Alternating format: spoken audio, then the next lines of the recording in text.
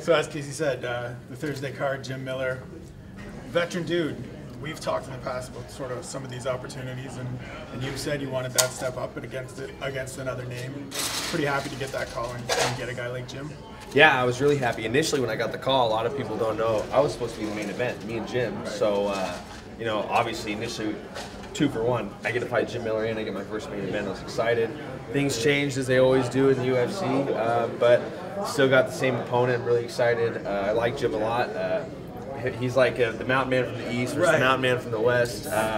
You know, clash of styles. I think it's going to be a great fight for the fans. It's definitely disappointing that we don't give those 2 extra rounds to really maybe cement the fight of the year. I think it's going to be a good one. Yeah, is that something that you talk about with the UFC? Like they give you that call and say, hey, by the way, we got to bump you down to in the lobby to maybe get it, maybe not get it moved, but a little disappointment in there? Yeah, Joe Silva knows how I feel, and you know, he didn't want to move it. He was really happy with that fight. He was really excited about it, and you know, maybe later, you know, we'll see. I'll get my main event spot sooner or later.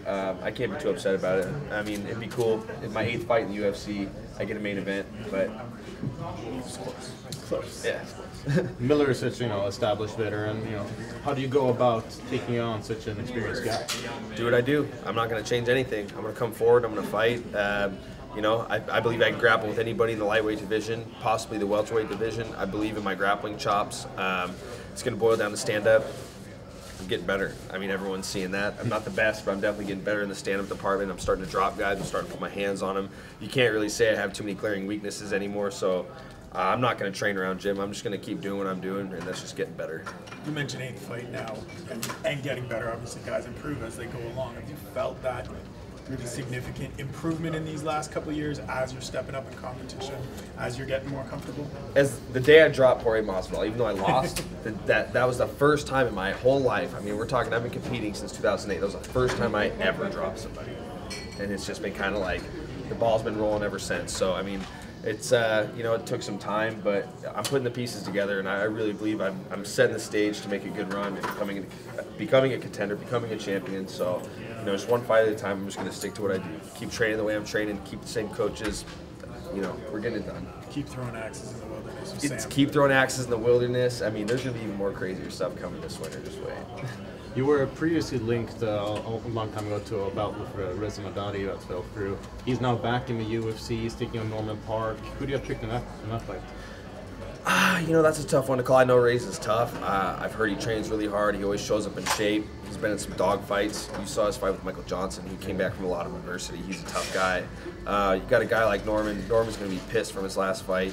You know, he's a fiery Irishman. You know, so I think it's going to be a very interesting fight.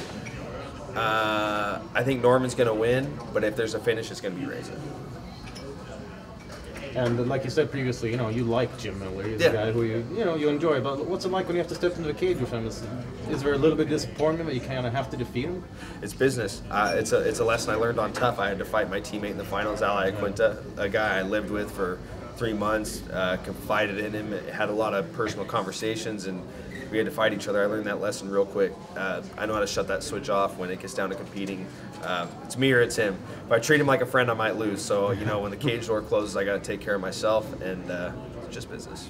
And he's coming from a split decision victory over Danny Castillo. What do you think about fighting? You know, did you feel he deserved that win? I was there for that fight, and it was really close. I remember talking around the people I was sitting with, like my coaches. I was sitting with some of Misha Tate's family and some different people, and we, you know, after every round, we're kind of like, who do you think? It's a close one. But I think it could have went either way.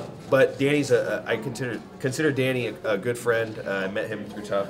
Going back to that again, but I'd like to avenge that loss for him. It could have went either way, but it's just an extra little motivation for this fight.